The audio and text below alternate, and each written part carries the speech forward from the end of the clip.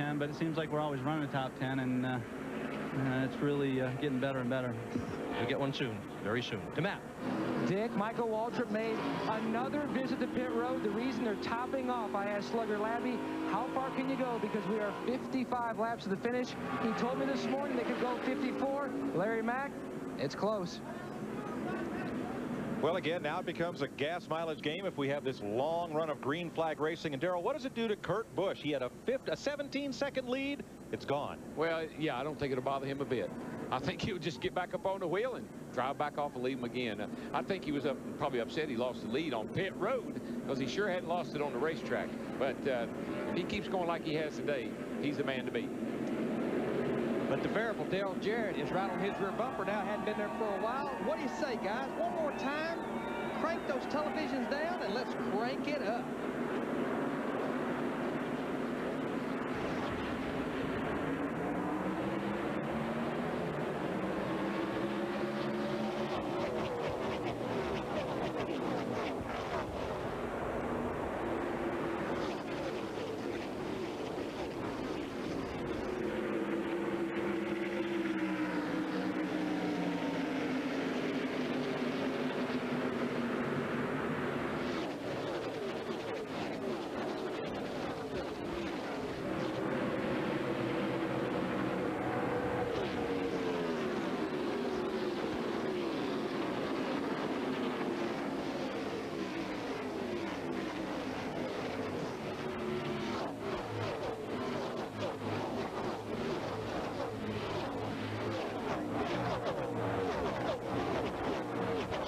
Bill Elliott. I believe he got squeezed up against the wall in turn 2. He's coming to pit road. I don't know if he got squeezed up against that. The car just took off as if the right front tire was down or there was something wrong with the right side tires.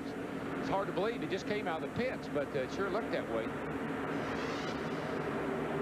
Now, you know, Kurt Busch could be, you know, fight some of that same thing that some of these other guys complain about all the time. He gets in traffic. The car might not be as good as it was out front in clean air. If Bill Elliott was still on the lead lap, it's going to be hard for him to stay on the lead lap. He's about 2/3 way down pit road at 55 miles an hour. Leader's coming off turn 4 right now. And the other thing you heard Kurt Busch say, on new tires, the car was a little squirrely, and it may take it a few laps for it to come in. They run an air pretty low, I bet you. Strickland is now coming to pit road. Steve Burns? Yeah, Mike, just checked in with Bill Elliott's pits. Flat right rear tire on the 9. There you see he goes a lap down right there. Is Dale Jarrett in 88. And the rest of the guys go by him off turn 2. That car was, to that point, a contender.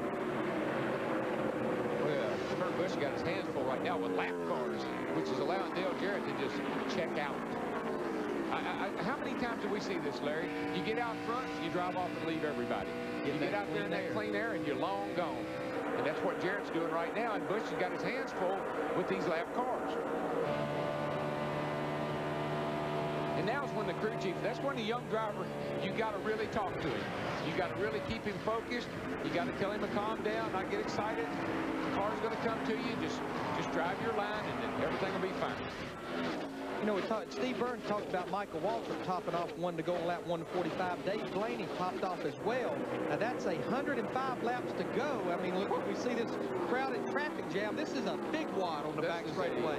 Maxi wad. But that would make those guys have to run 52 laps on one run and 53 laps on another. To this point, we've not seen anybody run that far. 48, 49 laps has been as far as anybody's run. Oh, but you crew chiefs, I'm telling you, y'all always amaze me. I just don't think we can make it. I just don't think we can do it. Would you ever pitch your driver with 1 to go to get him in the back and keep him out of that wad for a while? I don't know if the crew would or not, but the driver, I guarantee I would. I get up in the middle of something like that. I call him on radio and said, I'm gonna back up and find me a little clean air, boys. This is ugly. Steve parking that one car, not having a very good day. He's going back. He's back in 24th right now. And the pit stop with the hood up for Hut Strickland, they have dropped a cylinder. Let's have a look at 5th place, Rusty Wallace.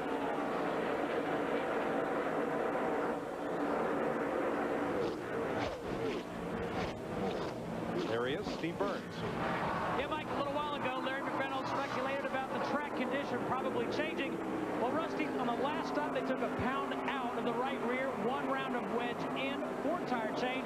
Rusty said the problem he feels now, the right front shock has too much rebound. Let's go to Matt Yoko. Steve, I mentioned earlier that Michael Waltrip and Slugger Labby are going to try to make it on one more stop. Let's check in here with Chad Knaus. The 15 is going to try to make it on one more stop. What about your team? Unfortunately, no, I don't think there's any way in which we can do it. It's kind of disheartening that somebody is probably going to win this thing on fuel mileage when we have such a great race car. A couple more adjustments, and I think we'll have the strongest car here. But we can't do it. Somebody does, more power to them. They cover their bases and we're getting the job done. I want to say hello to Rick Hendrick's mom. She's back home. She's not feeling too good today, and we wish her the best, and we'll do what we can today. But you have to be pleased at how mature your driver is driving today. He's doing a tremendous job. We've had a great year so far. He's come to these big tracks where, everybody's difficult. Aerodynamics plays a big role, and he knows how to get the car out there, get the nose clean, and pass people, and that shows his experience. Well, a former winner here at California slowing on the racetrack. Jeremy Mayfield said something broke. Yeah, two things. We're at the point in the race where the engines are really going to start to take a beating. They've been out there a while, been turning a lot of RPMs, things are going to start breaking in some of these engines. The other thing is, all that rebound Rusty's talking about in the right front makes you loose in. Keeps that corner pulled down all the time, makes the car real loose getting in the corner.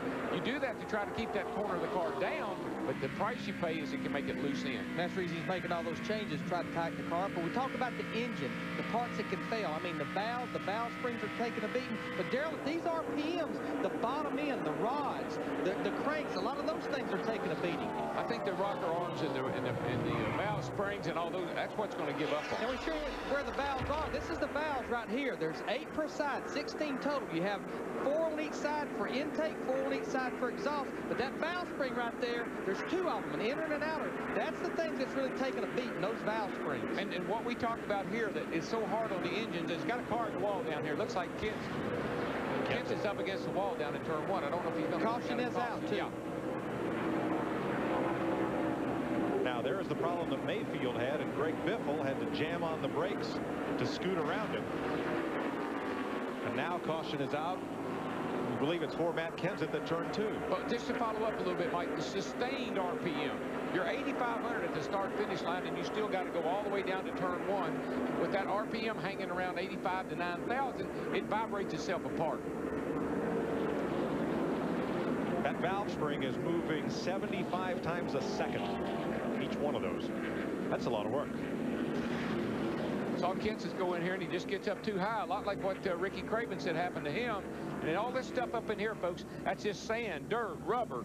Once you pick it up on your tires, you are out of control. The only thing that'll turn you and slow you down is that big old white thing on the outside there.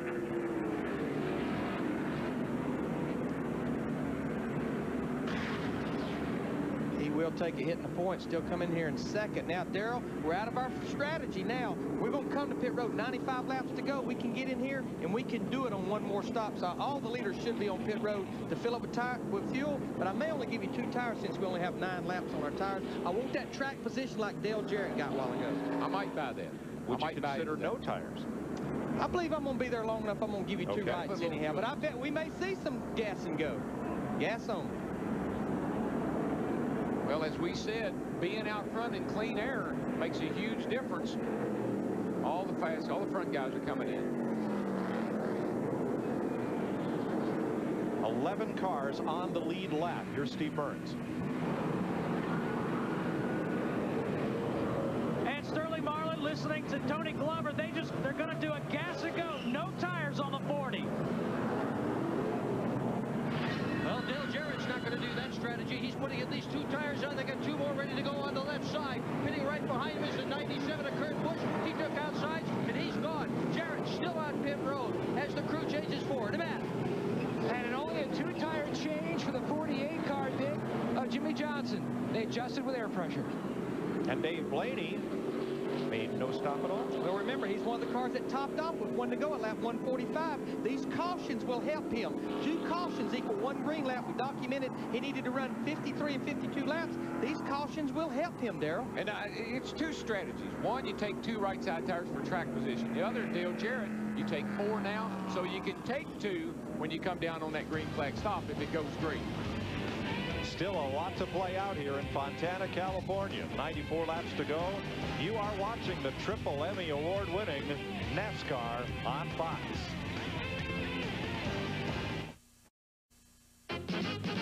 That's the screw, muscle now form a family. That's the way we all became the Brady Bunch. The Brady Bunch. The Brady Bunch. And we have a new addition to the Fox bunch. Hold on, just wait a second here.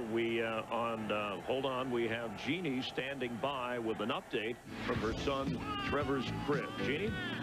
Thanks, Chris. Let me introduce you to the newest member of our Fox Racing bunch, Trevor Jaden. He weighed in 8 pounds, 14 ounces, 21 inches long. We're working on the fuel mileage. He's still stopping down about every 3 hours. Oh, it's a one diaper stop. It just happens 8 times a day. So I would be nothing without my crib crew. Any volunteers?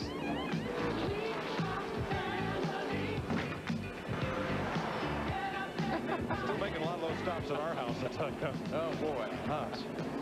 Oh, they're fun. Yeah, we need to get Jeannie back. Green, green, green. Get her little backpack, put the baby in it. Come on.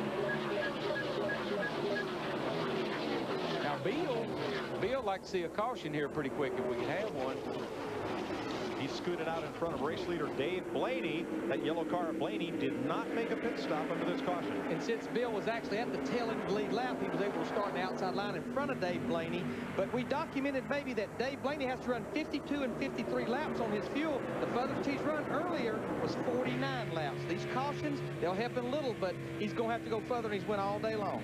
Boy, Jimmy Johnson really got a poor start off of 2 over there, and a bunch of cars sacked him up. Now this looks like California rush hour, Darrell. And everybody's getting, can you feel the intensity picking up? I mean, here's guys think they got a chance to get back in the race. There's some guys now think they may have a chance to win the race. Steve, interesting strategy on the 77. Yeah, let's talk to Ryan Pemberton. Ryan, question is, can you make it on one more stop and stay out front? Yeah, that was the plan. Earlier, that pit stop, about 15 laps earlier, we decided to top off there because we're on tail end of the lead lap. We figured we can make it on one more. And when that last caution came out, I said, this is our break. That's a couple cushion lap that we need. And I didn't want to not get new tires, but most of the guys came down and just topped off. So we're on equal tires with most of them, and I think we can go all the way. So we'll see. All right, good luck, Ryan. Let's go to Matt Yocum. And Steve, down here in the 15th minute, Michael Waltrip Slugger, that caution was mixed emotions for you. You didn't want to see it, but then again, when you look at the air pressure of the tires, you wanted to see it, didn't you? Yeah, we're kind of lucky that caution come out. We're running 10th, last car in the lead lap, and the right rear tire was going flat. So kind of a blessing in disguise for Napa Chevrolet. We took a gamble there on fuel mileage, and we was going to be able to make it and hopefully win the race for Napa, being that this is the Napa 500, but it didn't work out that way. So now we just got to try another strategy here, about another 40 more laps. They still have 40 more laps or so to try to get that car into victory lane. 12 cars on the lead lap, counting Bill Elliott, who is just in front of the race leader, Dave Blaney. Right now, what Dave Blaney has going for him, though, is that side-by-side battle for second, Rusty Wallace and Sterling Marlin. Yeah, and don't be surprised by that 77 car running up front. He had a great run here last year, finished 10th with Robert Presley at the wheel. That setup seems to still work. Yeah, they were 10th here, Darrell, and they were 5th at Michigan, a similarly shaped track to this one. But he was started 32nd, but I go all the way back to lap 20 when that caution came out. Ryan Pemberton elected to take 2 tires. That put him in the top 10, and he's been there the entire race since then. Sterling Marlin is running a groove much higher than any of the other leaders. And you don't necessarily want to do that right now. I'm sure he'd like to have that car sticking to the bottom, but nothing he can do about it. He's doing a pretty good job of hanging on to her. Here we go. Now, see, look at this race.